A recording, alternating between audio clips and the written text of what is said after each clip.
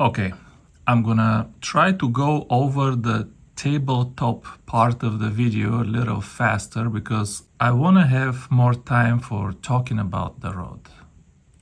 There is a DAIWA logo all the way at the bottom of the butt to convince you that they didn't buy it from Fuji.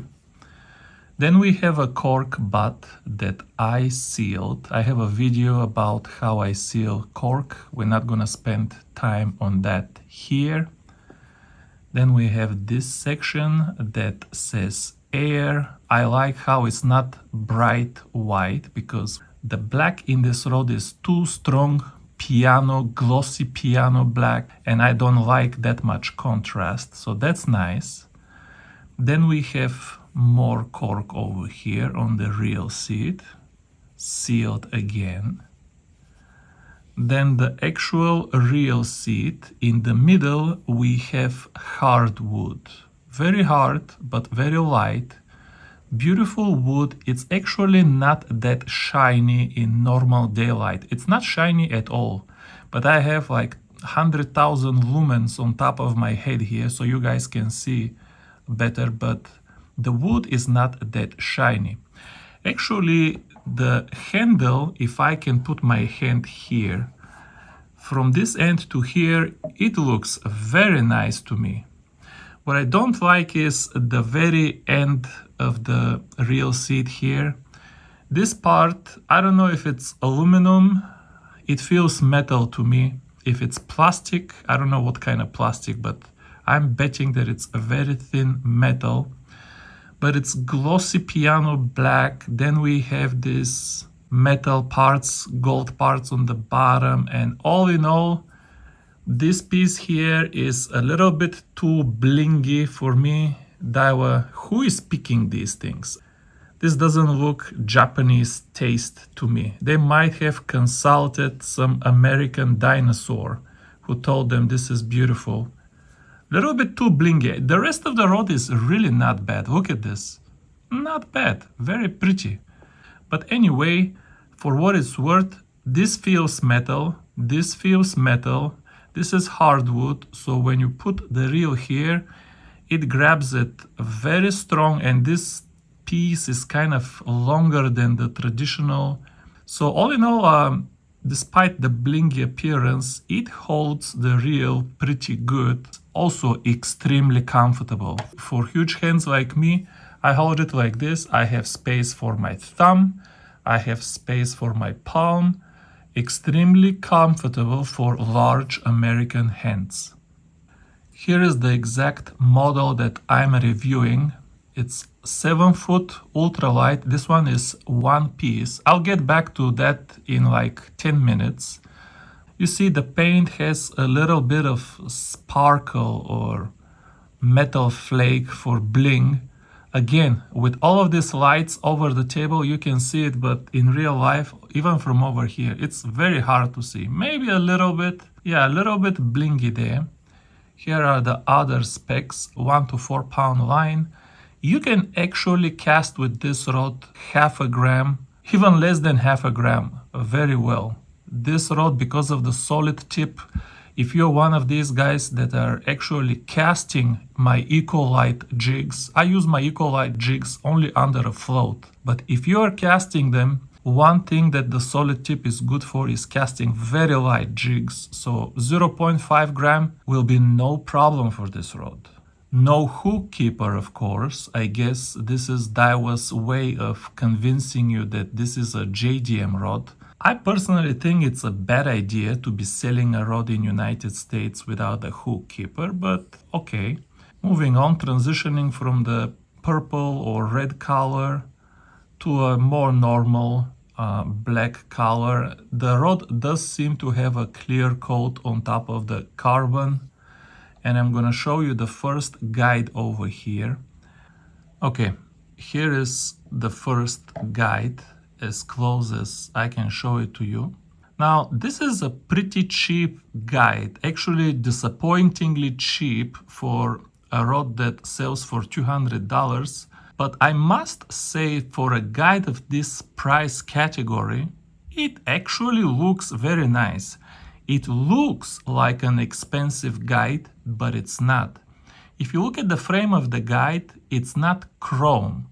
It's actually matte color. It really looks like aluminum, but it's not aluminum. It's a regular stainless steel guide. It doesn't look like stainless steel though. It looks like aluminum or titanium to me. But it looks nice, and I appreciate the fact that they didn't make it blingy chrome, because the blank is already kind of glossy black, and if you put blingy chrome here, that would be just too much bling. Then the ring of the guide is just cheap aluminum oxide ceramic. Again, cheap material, but look at how thin it is. Because it is so thin, it is very light, and it also looks very elegant. So all in all, I have to admit that DAIWA managed to use a cheap guide to keep their costs down, but at the same time it looks elegant and expensive. And this is the second guide, same thing but much shorter. And then the third guide, look, this guide is still away from the frame. The third guide is already stuck to the frame. Well, if the third guide is stuck to the frame, what was the point of putting these guides so far from the frame? Look at the first guide. Look how far it is from the frame. When you try to put this rod in the bolt locker, these guides always stick out and grab each other, and I would make, to tell you the truth, a sacrifice in performance. If there is really a sacrifice in performance, and pick a guide with just shorter frame. So yeah, the first two guides stick out, and the third guide is already on the blank itself, and all of the guides after that are directly on the blank. Okay. If you are considering buying this rod, focus on this, because it is by far the most important thing that you need to know about this rod. This rod, the Presso Air, which is the rod tip on top, the thinner rod tip, this rod has a very soft and very thin solid tip with very small guides, and there are a lot of consequences that are coming from this, so I want you to understand this. The rod on the bottom is the super ultralight Beleza UX. Now, super ultralight means that it has less power than ultralight. So we have ultralight on top and we have super ultralight on the bottom.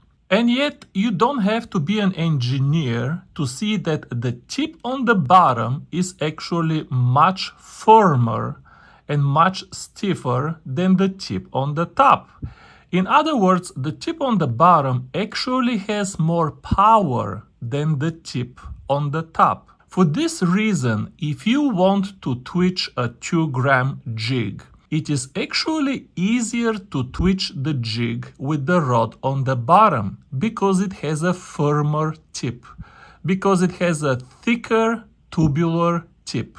So when you twitch the 2-gram jig, the tip doesn't flex and collapse. The Presso Air tip that is on top is so thin that if you try to twitch a 2-gram jig, every time you pull on the line, the tip bends right around here. In other words, it flexes, in other words, collapses, and you can't really twitch the jig exactly the same way you intended. This doesn't have to be a good thing or a bad thing, but you have to understand the physics that result from soft, thin, flexible, solid tip. The other thing that I already mentioned is the guides. Now, the top guides on these two rods are exactly the same size, and my gosh, they seem to be exactly the same guide. But if I go just 3 or 4 guides below and I'm holding the two rods together, so we are roughly 2 feet down. Not the best way to demonstrate this, but you have to take my word. 2 feet lower than the tip. The super ultralight Beleza has a larger guide than the ultralight Presso Air. Again, the rod on top is the Presso Air, the rod on the bottom is the Beleza UX. So we have a very weird case where the ultralight rod has smaller guides and thinner, softer tip than the super ultralight rod. How is that possible? Well, the only thing that explains it is that if we go all the way down by the reel seat, you will see that the Presso Air has extra millimeters of thickness. So the Presso Air has more power here, but it has less power in the tip, which is what I call a classical American action. And the Beleza UX has a more European or parabolic action.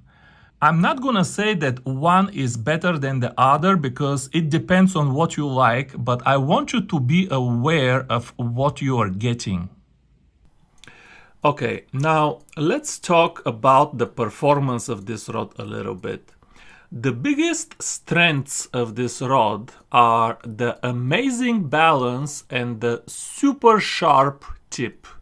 My model is 7 foot long, but is balanced so good that if you close your eyes and just move it around, the weight and the length of the rod are completely undetectable.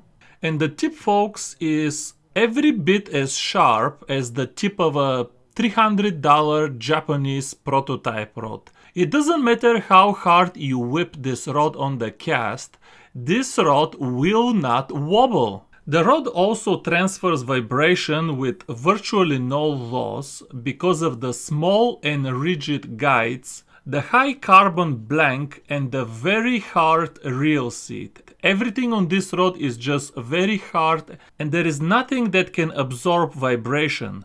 Altogether, in terms of feel alone, I can promise you that this rod absolutely feels like a $300 JDM rod. But it costs only $200. And the real beauty of this rod is that you can buy it from United States and with warranty. You can return it if you don't like it. This is the good news. The bad news is that if you understand what I explained over the table, the rod has some limitations. The guides on this rod are tiny, and if you want to get good casting distance, you have to use a very thin line, which I have come to know that in the real world that means braid. You could use it with 2-pound polyester line just fine, but as I said, I found out that very few people are in the mood to have adventures with this kind of line, and everybody just uses braid. The second limitation for this rod is the soft, solid tip, which will prevent you from properly twitching with heavy jigs with this rod. You can cast and fish even with a 3-gram jig with this rod, and I have a video where I fished for white bass with a 3-gram jig, but because the tip is so soft, the sweet spot for twitching with this rod is from 0.5 gram to 1.5 gram. Actually, the lower end you can probably go as low as 0.2, 0.3 grams. This tip will cast pretty much anything. But if you are worried about the soft, solid tip and you don't like extra fast action, you have to buy the 7'6" ultralight model. On DAIWA's website, all of the models are marked as solid tip, but I received multiple reports that the 7'6" model has a tubular tip. And believe it or not, one of the people who sent me this report actually cut the tip just to prove it, and my gosh, it is a tubular tip. So once again, if you don't like solid tips and extra fast action, go for the 7'6" ultralight. The tubular tip of the 7'6" will not only let you fish with heavier jigs compared to the solid tip models, but also the extra length of the 7'6" will make this rod an absolutely killer float fishing rod. Finally, when I consider everything that I said and showed in this video, I don't think that DAIWA can sell this rod in Japan for $200. The competition in Japan is absolutely fierce, and some people might find it insulting that you are trying to sell a rod for $200 with aluminum oxide guides. The aesthetics are also a little bit too blingy for Japan. And if you're one of these people who are already buying all of your rods from Japan and you don't have a problem with taking the associated risks, I can tell you that I don't recommend this rod for you. It's not gonna be a problem to find a better rod for $200 out of Japan. But buying a rod from Japan comes with a lot of risks, and some of my subscribers are just not in the mood for that. There is no warranty if you snap the tip.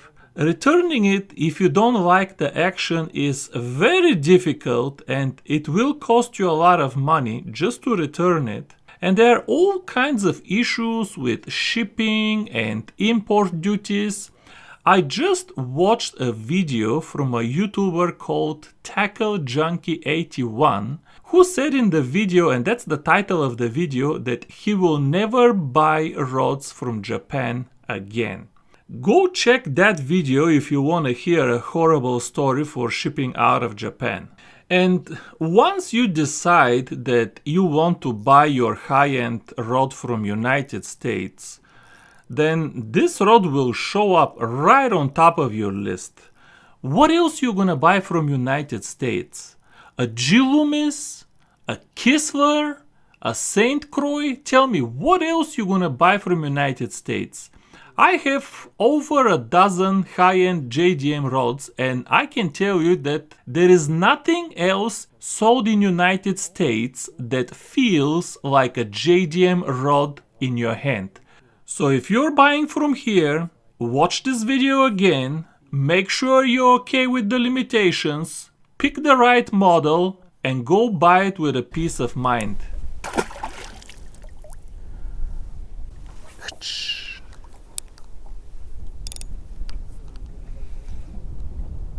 Anybody there? Are we on? Tap tap. Boom. Man. With the braid, folks, don't do the big hook sets.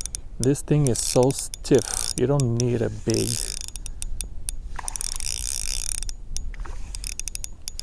hook set.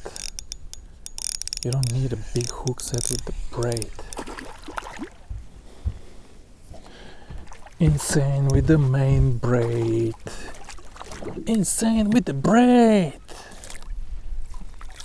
Insane with the main braid. Insane with the braid. See, the hook is just coming off like nothing.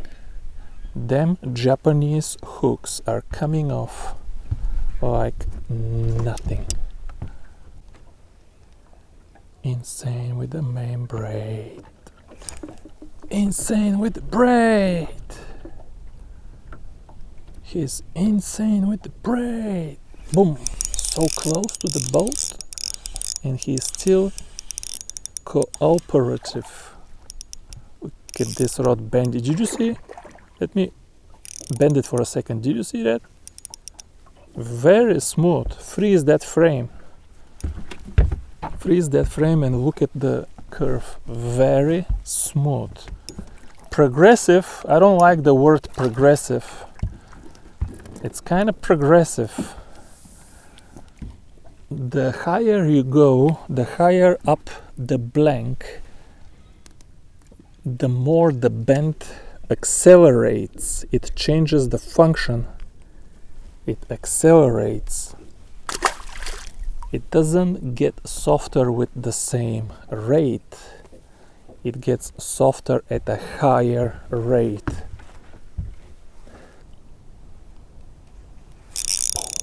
Insane with the braid. Victor is going nuts with the braid today. He's going insane. He's gone out of his Bulgarian mind. He's going insane with the braid. Yeah, man, I like them. I like the feel and sound of them flopping in the net. But not in the cooler. In the cooler it's gross. Okay. In the net, nice. In the cooler, gross. Okay? Just to be clear. So there's no confusion.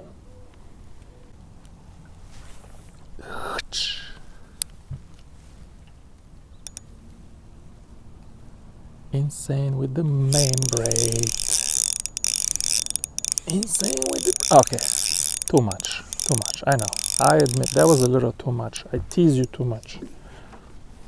Now you try to get this out of your head and tell me how it went.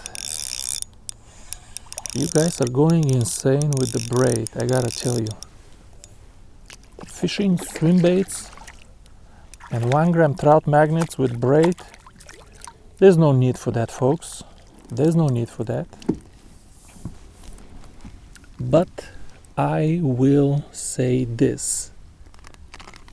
I will say this, folks. This Presso Air, the 7'0", or you can get even the 7'6", but get the ultralight, not the light. The light will be too much of a, will be too fat over here. Get the ultralight 7'0" or 7'6".